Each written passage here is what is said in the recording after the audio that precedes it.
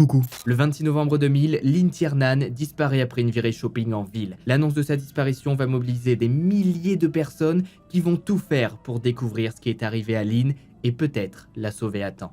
Bienvenue pour une nouvelle HVF.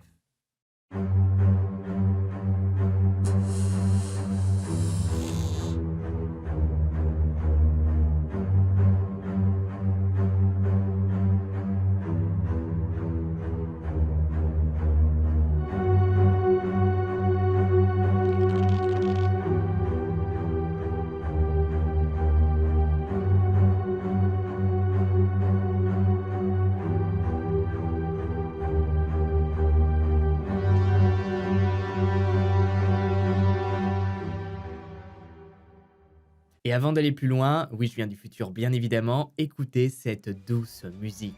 L'HVF de la semaine est bien évidemment sponsorisé par Raid Shadow Legends. Si vous ne connaissez pas Raid Shadow Legends, vous loupez un très beau jeu vraiment dynamique dans lequel vous pouvez vous plonger à tout moment. Que ce soit sur PC ou mobile, il est totalement gratuit. Et avec des millions de joueurs connectés chaque jour, vous ne vous ennuierez jamais. Combattez des boss dans des combats sanglants grâce à tous les champions qu'il est possible de recruter dans votre équipe et améliorez-les jusqu'à devenir invincibles. Les batailles sont dynamiques, intenses et les graphismes sont vraiment cool. Le lien est bien évidemment en description si vous êtes déjà convaincu. Raid Shadow Legends vient de se doter d'une toute nouvelle mise à jour, la Forge des Artefacts, vous proposant, comme son nom l'indique, de forger des artefacts.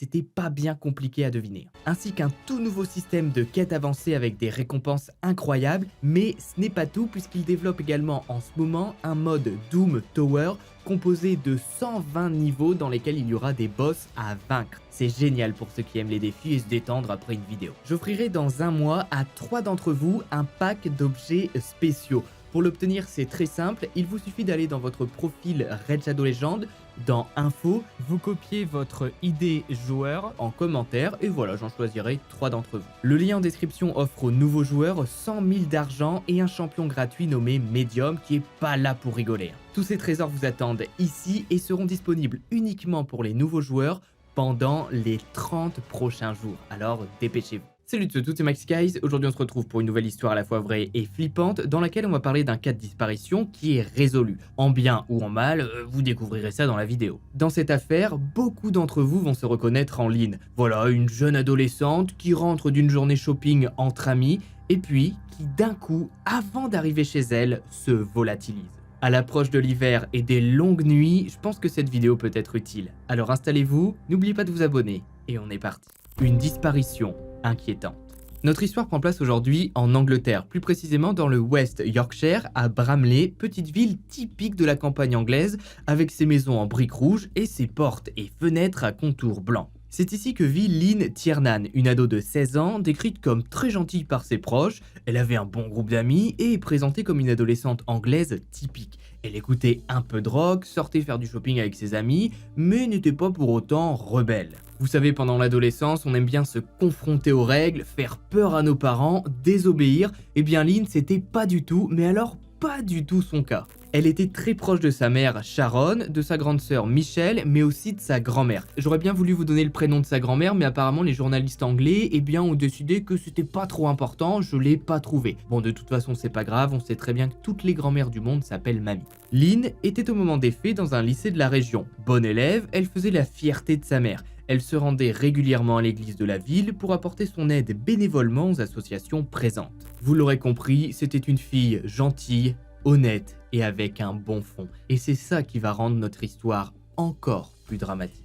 Le dimanche 26 novembre 2000, Lynn part en début d'après-midi avec Sarah Whitehouse, sa meilleure amie. Elles partent de Bramley en bus pour rejoindre le centre-ville de Leeds, qui est la grande ville située à côté de leur petite ville. Elles veulent y faire quelques achats de Noël et passer une après-midi entre filles à parler de tout et rien. Lynn et Sarah vont faire le trajet retour en bus et, arrivées à Bramley, sur les coups de 16h50 environ, les deux filles vont faire une partie du trajet ensemble. Elles n'habitent pas dans le même quartier, donc Lynn et Sarah se séparent à l'intersection nommée Hooghley Line. Pour bien s'imaginer la scène, à ce moment-là, on est dans le nord de l'Angleterre, il est maintenant environ 17h, autant vous dire qu'il fait froid et il fait nuit noire. Sarah dit donc au revoir à Lynn après avoir passé une superbe journée avec elle, sans s'imaginer une seule seconde ce qu'il va lui arriver dans quelques minutes. Lynn emprunte alors seule, dans la nuit qui est tombée, un chemin forestier nommé Ougley Gill pour rejoindre le petit quartier dans lequel elle habite. Bon alors même en regardant le chemin en pleine journée sur Google Maps, on est d'accord que ça fait flipper. Surtout que là on peut apercevoir des lampadaires car la photo est récente, mais en 2000, il y a 20 ans, le chemin n'était pas du tout éclairé. C'est pas un chemin qui est très grand généralement lorsque Lynn l'emprunte, elle est chez elle sous 10 minutes. Le problème c'est que ce soir-là, ces 10 minutes vont se transformer en heures, en jours, puis en mois. À l'époque, avant l'arrivée des réseaux sociaux, on n'était pas tout le temps plongé dans toutes ces disparitions qui nous entourent, donc les ados étaient moins en alerte. La preuve, alors que la nuit est tombée, eh bien Lynn emprunte un chemin de terre qui n'est pas du tout éclairé. N'importe qui à son âge aujourd'hui et en pleine nuit ferait tout pour ne pas emprunter ce chemin, quitte à marcher un peu plus longtemps. Aux alentours de 17h20, Sarah appelle au domicile des Tiernan pour savoir si Lynn est bien rentrée. Elle s'inquiète un peu du fait qu'elle ait voulu emprunter ce chemin seule. À son grand étonnement, la mère de Lynn lui répond que non, elle n'est pas encore arrivée, mais qu'elle ne devrait pas tarder. Attendons 5 minutes et je te rappelle, dira Sharon, la mère, à Sarah. Mais, voyant que sa fille ne rentre pas, Sharon va tenter de l'appeler. Elle l'appelle une fois, le téléphone sonne, puis quelqu'un semble raccrocher. Tout de suite après, Sharon rappelle, une nouvelle fois, les sonneries se font, mais encore une fois, quelqu'un raccroche. À ce moment-là, le téléphone sera éteint. Sharon, comme toute mère qui sent que quelque chose est en train de se passer, va sortir dehors, va se rendre sur le chemin de terre qu'a emprunté Lynn et va tenter de voir quelque chose, mais elle ne voit rien. Elle n'a qu'une petite lampe et il fait complètement nuit. Elle va aller toquer aux portes des voisins, voir si quelqu'un a vu ou entendu quelque chose, mais personne ne sait rien. Il faudra attendre 19h, 2 heures après la disparition de Lynn, pour que sa mère avertisse les secours. Ce qu'elle craignait le plus au monde est en train d'arriver. Sa petite fille vient de disparaître, seule, dans la nuit. Immédiatement, une équipe de police est envoyée sur les lieux. On pose 2-3 questions à Sharon, qui explique que sa fille n'est pas une fugueuse, qu'elle n'est jamais partie d'elle-même, qu'elle a un copain, mais voilà, ça se passe bien. Et miracle dans une affaire de disparition, on la croit. La disparition de Lynn est dès les premières minutes prise au sérieux. On pense réellement que l'adolescente a disparu et pas qu'elle a simplement fugué comme à chaque fois. Ça arrive tellement rarement. Le chemin qu'a emprunté Lynn est traversé par les policiers. Ils cherchent n'importe quel élément qui pourrait les mener sur une piste. Mais il n'y a rien et comme toujours la nuit n'aide pas. Dans ce genre d'environnement, plein d'herbes, de terre, de feuilles, de branches, c'est chaotique. Et cette première soirée de recherche ne donnera rien. Pourtant, les enquêteurs du Yorkshire se disent que Bramley est une très petite ville, que quelqu'un doit bien avoir entendu quelque chose, ou c'est quelque chose et que rapidement, quelqu'un va venir parler. Non, une recherche massive. Comme dans chaque cas de disparition anglaise, la population va se mobiliser massivement. Dès le lendemain, tous les agents de police de Bramley vont être mis sur l'affaire. Une enquête de voisinage va être réalisée et ce sont plus de 1400 personnes qui vont être questionnées par les enquêteurs pour savoir s'ils ont vu ou entendu quelque chose cette nuit-là. 800 maisons et jardins seront visités par les forces de l'ordre. 140 prélèvements ADN sur des hommes au comportement suspect seront réalisés et 12 perquisitions seront faites. Mais les enquêteurs ne s'arrêtent pas là, puisque la police anglaise sait, contrairement à beaucoup d'autres polices, que les 48 premières heures dans une disparition sont les plus importantes. C'est dans ces 2 premiers jours de disparition qu'on a le plus de chances de trouver une trace, une piste ou n'importe quoi. La rivière du coin est sondée, les puits et mines de la région sont localisés, mais malheureusement, après plusieurs jours de recherches intensives, les enquêteurs, les policiers, les bénévoles, la famille de Lynn sont forcés de constater que rien n'avance. On ne retrouve rien. Dans la semaine suivant la disparition de Lynn, la collecte des déchets va être arrêtée secrètement. Voilà, les 2 premiers jours de disparition sont passés, donc si quelqu'un dans Bramley lui a fait du mal, il va vouloir se débarrasser de Lynn. Mais heureusement, cette fouille des poubelles ne donnera rien. Dans une ultime tentative de faire réagir quelqu'un, le dimanche 3 décembre, une semaine pile après la disparition de Lynn, les enquêteurs vont organiser une reconstitution avec l'aide de sa meilleure amie Sarah, qui est la dernière personne à avoir vu Lynn. Le but est surtout de rappeler des souvenirs aux voisins qui pensent n'avoir rien vu, mais qui ont pu oublier un mini détail qui pourrait beaucoup aider les enquêteurs. eh bien ça va plus ou moins bien fonctionner. Des voisins se souviendront avoir croisé en rentrant du travail un homme étrange portant un bonnet noir en train de promener son chien. Il est décrit comme petit, 1,50 m environ, avec un physique dodu et un jean sale. Cet homme sera appelé à se manifester, mais bien évidemment il se retiendra de le faire. Un portrait robot sera réalisé. D'autres voisins diront finalement avoir entendu un cri aigu provenant du chemin. Voilà, ça les a pas plus fait réagir que ça. Une gamine qui crie alors que la nuit est tombée dans un chemin de terre, ça fait pas réagir les voisins à Bramley. Le visage de Lynn va être imprimé partout et une récompense de 10 000 livres va être proposée. Rien n'y fera, l'adolescente de 16 ans est introuvable. Sa mère lancera un ultime appel à l'aide. Je veux que ma fille rentre à la maison pour Noël. Les 25 derniers jours ont été terribles. Je suis passé du désespoir à l'hystérie. Mais je sais que nous devons continuer. Si quelqu'un l'a prise, pour l'amour de Dieu, laissez-la partir. Malheureusement, la famille passera Noël sans Lynn et les mois vont passer. Une affreuse découverte. 20 août 2001, voilà maintenant 9 mois que Lynn a disparu sur ce petit chemin sans que personne ne voit rien. Malgré l'implication des enquêteurs à tenter de comprendre ce qui a pu se passer et de trouver la moindre piste, rien n'avance. La seule hypothèse qui existe à ce moment-là est que Lynn est tombée sur quelqu'un de mal intentionné, que l'homme l'a enlevée et qu'il la retient désormais chez lui. Et pourtant, ce 20 août 2001, Mark, un chasseur qui promène ses 2 chiens dans la forêt de Lindley Woods, au grand nord de Leeds, va s'arrêter sur un élément qu'il trouve très étrange.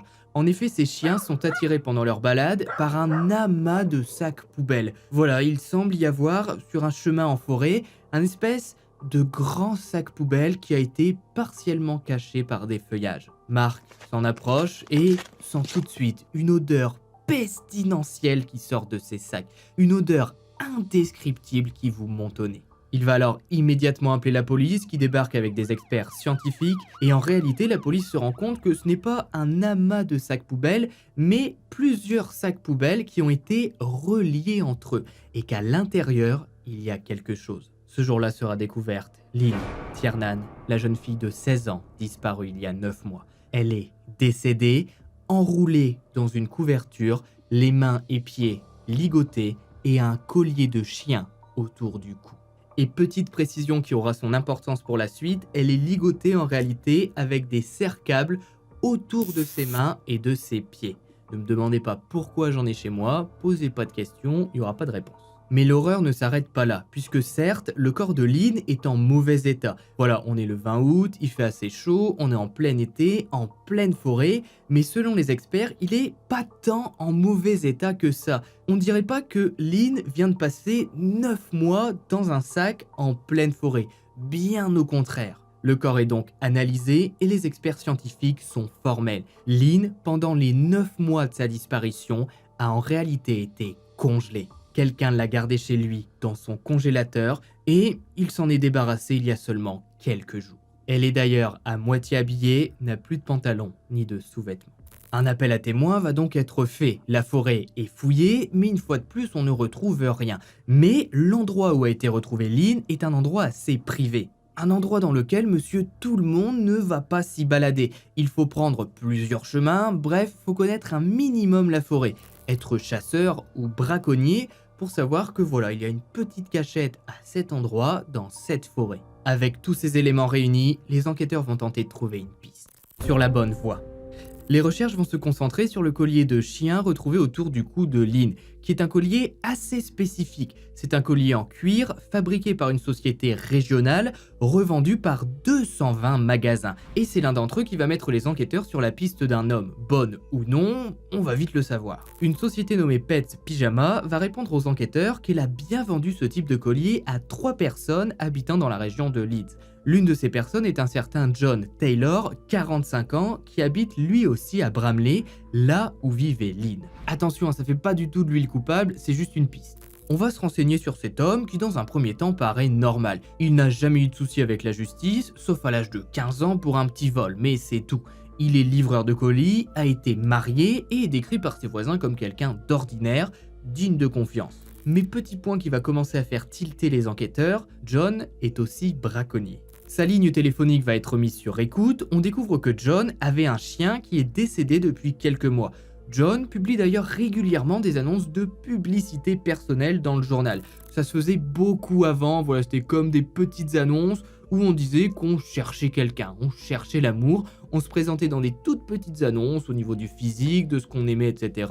Et puis voilà, ça se faisait comme ça les rencontres. Je vous en parle comme si je l'avais vécu, je connais pas ça, hein, j'ai cherché sur Google. Certaines femmes que John a rencontrées grâce à ses publicités vont être contactées. Et toutes expliqueront que John est un garçon très gentil, mais avec des fantasmes un peu bizarres. L'une d'entre elles expliquera avoir été attachée et enfermée dans un placard. Voilà, bon, ça l'a un peu marqué.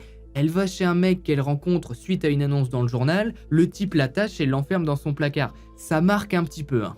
Une autre dira qu'il aimait beaucoup la ligoter pour avoir des relations ensuite avec elle lorsqu'elle ne pouvait plus du tout bouger. Et enfin, une troisième femme dira que John a l'habitude d'aller dans la forêt de Linley Woods et qu'il connaît bien les environs, qu'elle l'a quitté parce qu'il aimait beaucoup trop l'attacher, ça allait souvent trop loin, elle était vraiment ligotée et elle ne pouvait rien faire. Et une fois ligotée, même si elle disait à John d'arrêter, il n'arrêtait plus. Elle décrira certaines positions assez spécifiques et c'est dans l'une de ces positions que sera retrouvée Lynn, main attachée, dans le dos, avec les pieds liés aux bras. Un mandat de perquisition est donc émis pour que les enquêteurs puissent fouiller la maison de John Taylor le 16 octobre 2001, 2 mois seulement après la découverte du corps. Une montagne d'horreur. Les enquêteurs, accompagnés d'agents de la scientifique, débarquent donc chez John milieu octobre, qui semble complètement étonné de recevoir la visite de la police, surtout pour une histoire sordide de meurtre. Et pourtant, même s'ils jouent les étonnés, les enquêteurs vont douter.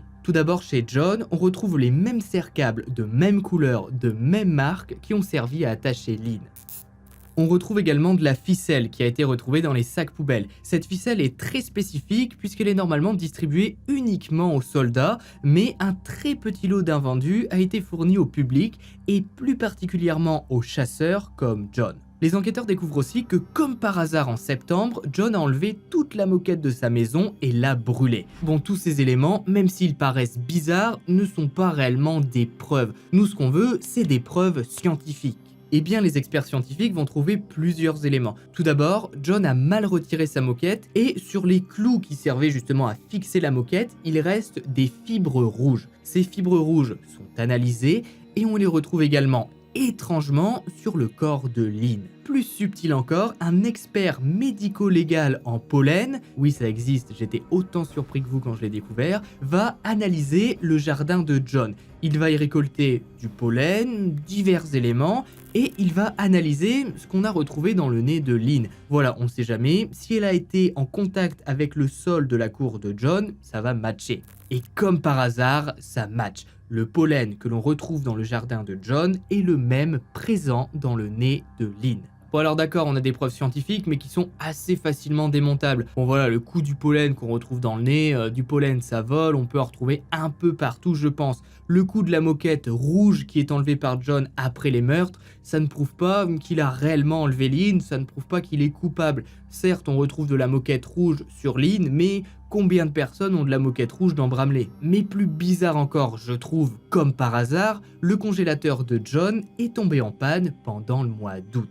Ce qui voudrait donc dire que s'il est coupable, il s'est débarrassé du corps de Lynn tout simplement parce que son congélateur est tombé en panne et qu'il ne savait pas quoi faire d'elle. Il aurait pu donc décider d'aller la cacher en forêt. De plus, le chien de John est retrouvé enterré dans son jardin. Et il n'est pas mort de cause naturelle puisqu'il a eu le crâne écrasé. Rappelez-vous que les voisins ont dit avoir vu un homme balader son chien le soir de la disparition. Est-ce que John a paniqué? Est-ce qu'il a eu peur que son chien soit reconnu par des voisins et il a décidé de s'en débarrasser? Malgré tous ces éléments et toutes les questions que lui posent les enquêteurs, John dit qu'il n'a rien à voir avec la disparition de Lynn, qu'il n'a rien à voir avec son meurtre, qu'il n'a rien fait. Qui va convaincre ou non les enquêteurs de sa culpabilité va être un cheveu retrouvé sur le corps de Lynn. Sur ce cheveu, on peut extraire de l'ADN. Cet ADN est comparé avec l'ADN de John, on attend quelques heures et ça match. Le cheveu retrouvé sur le corps de Lynn est celui de John. Et à ce moment-là, il va parler. Il va raconter la nuit du meurtre et avouer d'autres faits. La nuit du meurtre.